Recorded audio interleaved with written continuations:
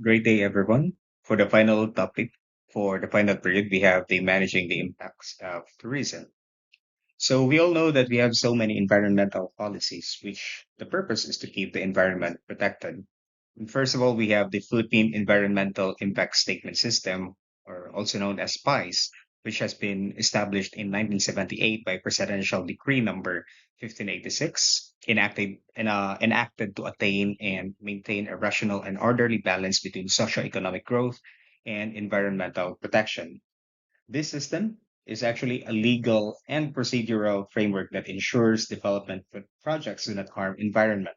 And as well as the goal is to protect natural resources, promote sustainable development, and ensure public participation in environmental decision making. Also, we have the ECC or Environmental Clearance Certificate issued by the DENR. This mandates environmental impact assessments and mitigation strategies to safeguard local populations and natural resources are essential for guaranteeing sustainable and responsible development. Now we have the social impact assessment. So SIA involves investigation of the possible costs and benefits of a project. Take note, in order to ensure sustainable and equitable tourist development, social impact assessment or SIA is essential to the planning of tourism policies because it helps detect and minimize potential negative effects while maximizing positive results for local people. Now, the National Economic Development Authority or NEDA, Philippine Commission on Women or PCW, and Official Development Assistance Gender and Development Network or ODA GDN suggest a set of GAD indicators for tourism sector. Now, before we proceed, what is GAD? GAD. GAD means gender and development. Now, talking about these indicators in our industry, these are essential for guaranteeing that policies, initiatives, and programs are fair and inclusive, empowering both men and women, and advancing sustainable development. Now we have entrepreneurial leadership development. When examined through the lens of gender and development, entrepreneurial leadership in our industry demonstrates how women leadership may promote inclusive, equitable, and also sustainable tourism, which will support social change and economic expansion, as well as we have the entrepreneurial systems improvement, which emphasize or with an emphasis on gender and development. Enhancing tourism through entrepreneurial systems entails addressing gender disparities in employment and resource access while empowering women in the industry through revenue generating opportunities, encouraging sustainable practices, and of course, encouraging community involvement. We have enterprise development, number of jobs created for women and men. So in our industry, this refers to the process of supporting and empowering both men and women, especially women and marginalized groups, to actively participate in and benefit from tourism-related business opportunities. It also aligns with God principles by promoting gender equality, inclusivity, and equitable access to resources and decision making in the tourism industry. We also have the capacity building program, proportion of women and trainers or women trainers and resource persons to total trainers and resource persons.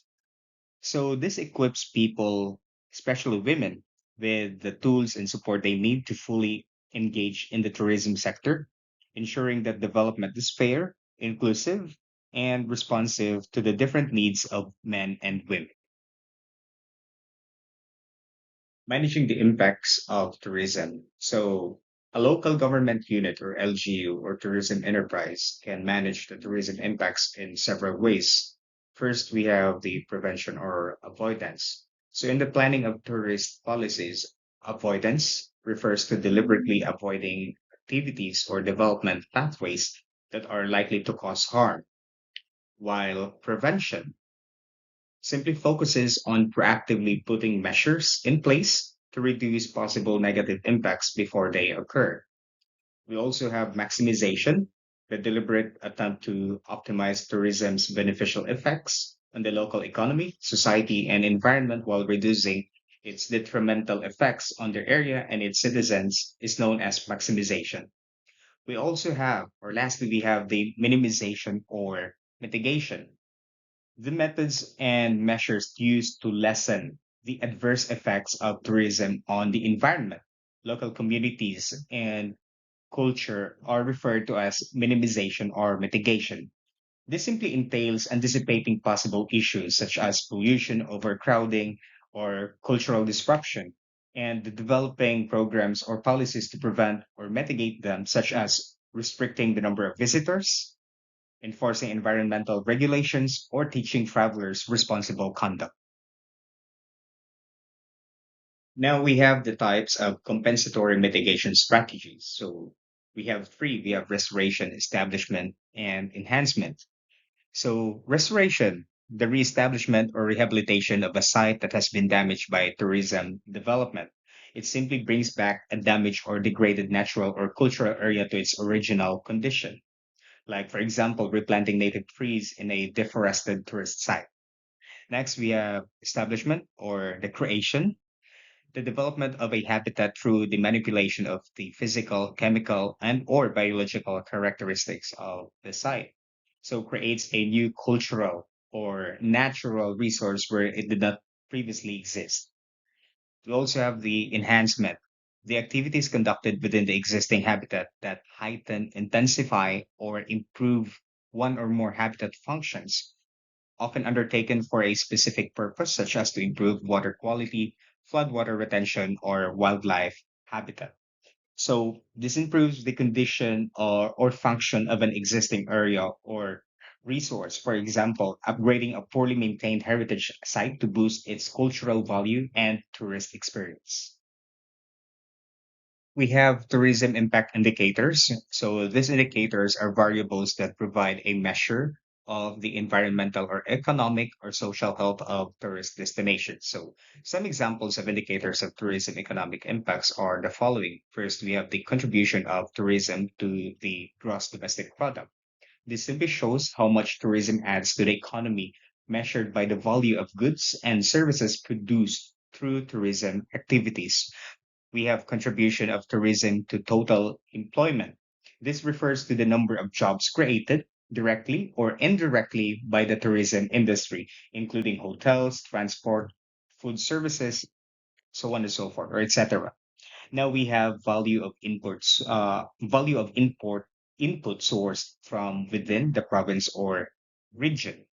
So measures how much of the supplies, services, or materials used in tourism come from local sources, helping boost the local economy.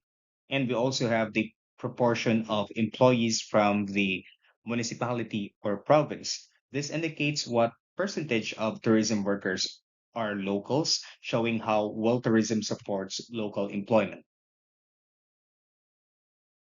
And for the last part of this topic, or of this for this discussion, we have the indicators of the social impact of tourism. So the social impact of tourism refers to how tourism affects the lives, values, and culture of people in a community. It can be measured using indicators such as crime statistics and human trafficking incidents, which show if tourism is linked to increased risk or safety concerns. At the same time, positive social impacts can be seen through the inclusion of marginalized groups like indigenous people, women, or persons with disabilities or PWDs in tourism jobs or cultural programs, giving them more opportunities and recognition. Also, the attendance at festivals reflects how tourism supports local traditions and encourages cultural exchange. And lastly, the development of culinary heritage highlights how tourism helps preserve and promote local food traditions, which simply strengthens cultural identity and pride. Now, these indicators help policymakers or lawmakers and planners understand if tourism is improving or harming the social fabric of a community. So that's it. Thank you so much for listening and good luck on your exam. God bless.